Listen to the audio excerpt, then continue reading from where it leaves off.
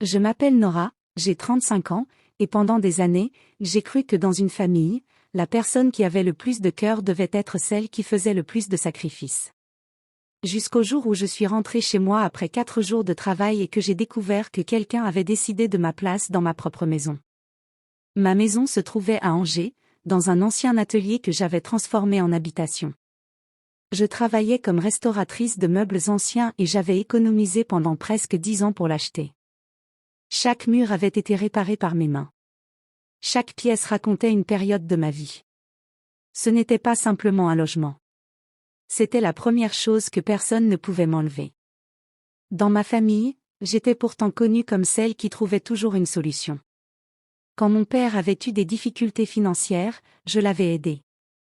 Quand ma sœur Léa avait lancé son commerce, j'avais avancé une partie de ses frais. Je ne demandais jamais rien en retour. J'avais cette étrange conviction que donner était une manière de montrer qu'on aimait les autres. Puis, un hiver, ma mère m'appela en pleurs. Mes parents devaient quitter leur appartement à cause de travaux importants dans l'immeuble. Ils avaient besoin d'un endroit pour quelques mois. Mon père se remettait d'une opération et leur situation était compliquée. Je les accueillis sans hésiter. Je leur donnais la chambre du fond et précisai simplement qu'ils devraient partir avant le début de l'été. Ma mère me promit que ce serait temporaire. Au départ, tout se passa bien. Puis les habitudes changèrent. Ma mère commença à déplacer mes affaires. Mon père occupa mon atelier pour ranger ses cartons. Ensuite, ma sœur Léa annonça qu'elle avait des problèmes avec son compagnon et qu'elle devait également venir quelque temps. Je lui expliquai que la maison était déjà pleine. Elle arriva 2 jours plus tard avec un camion. Je me souviens encore de son sourire lorsqu'elle descendit. « Ne t'inquiète pas, Nora. Ce n'est que pour quelques semaines. » Quelques semaines. C'est ainsi que tout commence dans les familles où personne ne respecte les limites. En moins d'1 mois, mes placards étaient remplis des affaires de ma sœur. Le salon était devenu son espace. Ma mère avait transformé ma cuisine. Mon père avait installé ses outils dans mon atelier. Et moi, je commençais à vivre comme une invitée. Un soir, je demandai calmement à tout le monde de participer aux dépenses. La maison consommait beaucoup plus d'électricité, d'eau et de nourriture. Léa me regarda avec étonnement. « Tu veux vraiment qu'on te paie pour vivre ici ?» Cette phrase me fit plus mal que je ne voulais l'admettre. Je ne demandais pas de l'argent. Je demandais du respect. Quelques jours plus tard, je partis à Lyon pour un chantier. Je devais rester 4 jours. Quand je rentrai, je remarquai immédiatement quelque chose d'étrange. Une nouvelle serrure était installée sur la porte de ma chambre. J'essayai ma clé. Elle ne fonctionnait plus. Je frappai. Léa ouvrit. Derrière elle, mes vêtements étaient entassés dans des sacs. Mon lit avait disparu sous des cartons. Son ordinateur était installé sur mon bureau. Je lui demandai ce qu'elle avait fait. Elle répondit tranquillement qu'elle avait besoin de cette chambre parce qu'elle était plus grande et qu'elle allait bientôt commencer un nouvel emploi depuis la maison. Je lui demandai où j'étais censée dormir. Elle pointa la petite chambre d'amis. « Tu peux prendre celle-là. Tu n'es presque jamais ici. » Je descendis immédiatement. Mes parents étaient assis autour de la table. Ils savaient. Ma mère posa sa tasse et me dit quelque chose que je n'oublierai jamais. « Ta sœur traverse une période difficile. Tu pourrais faire un effort. » Je regardai mon père. Il ne disait rien. Et soudain, je compris. Ce n'était pas une erreur. Ils avaient tous décidé que ma gentillesse était devenue une permission.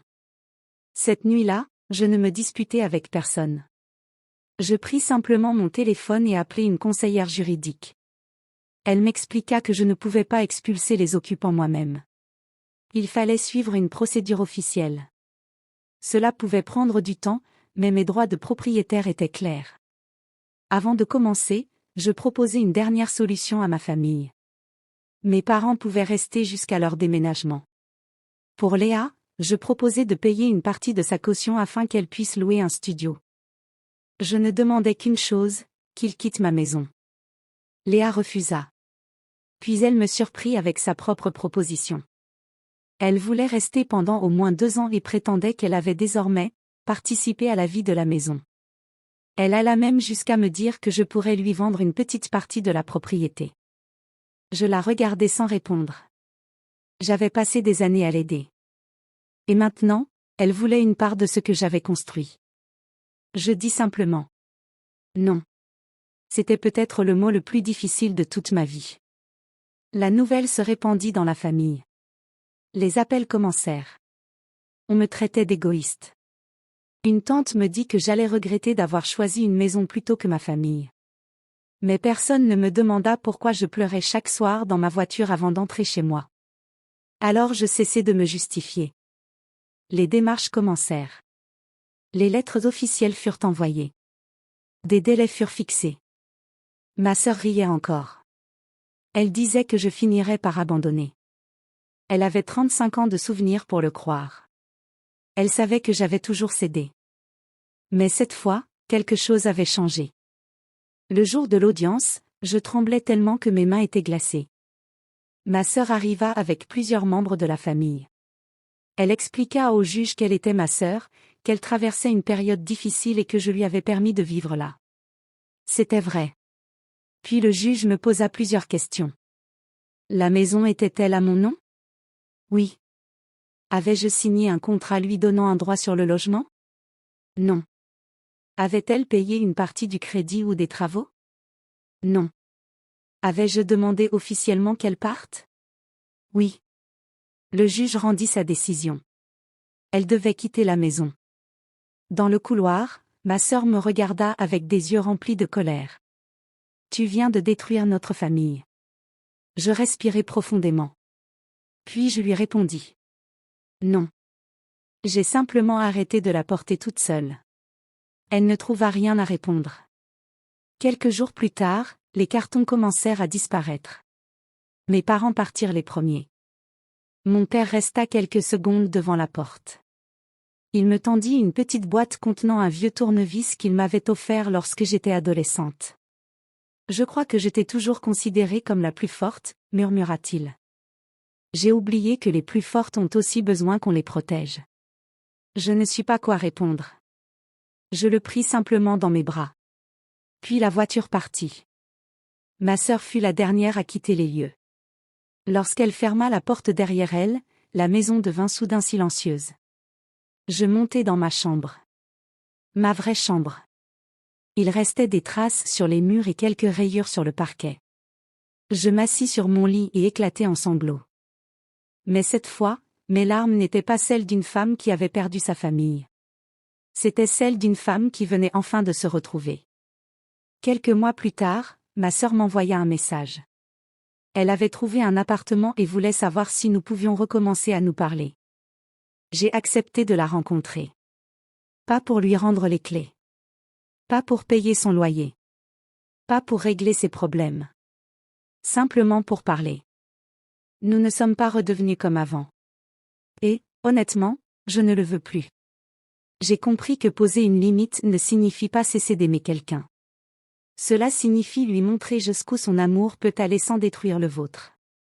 Aujourd'hui, lorsque je ferme la porte de ma maison le soir, je ne ressens plus cette culpabilité qui m'accompagnait autrefois. Je ressens de la paix. Parce que ma maison n'est pas seulement l'endroit où je vis. C'est l'endroit où j'ai enfin appris que dire astérisque astérisque non astérisque astérisque ne fait pas de moi une mauvaise fille, une mauvaise sœur ou une mauvaise personne. Cela fait simplement de moi quelqu'un qui a compris qu'on peut aimer sa famille sans lui abandonner sa vie.